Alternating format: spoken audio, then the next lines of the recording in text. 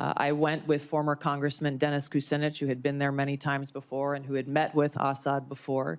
A number of topics were covered and discussed, and to directly answer your question, yes, I asked him tough questions about his own regime's actions, the use of chemical weapons and the brutal tactics that were being used against his own people.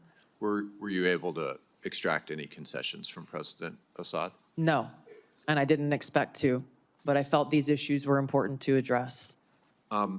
According to your revised trip report, your third meeting in Syria after meeting with Assad and then his wife was with Grand Mufti Ahmad Badreddin Hassoun.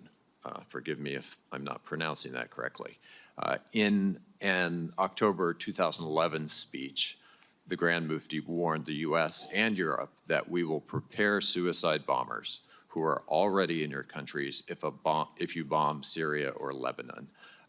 What was the goal, or what did you accomplish by meeting with Grand Mufti? Yes, Senator, before going on the trip and during my time both in Syria and Lebanon, I made it a point to meet with different religious leaders, both Muslim leaders as well as various Christian and Catholic leaders who were there in the region.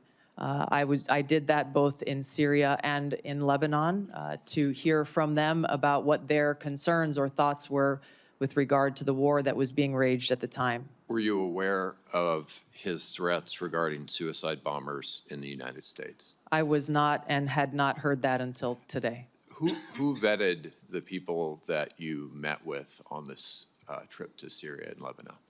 The itinerary was created by former Congressman Dennis Kucinich, his constituents who he had traveled with to Syria and Lebanon a number of times before.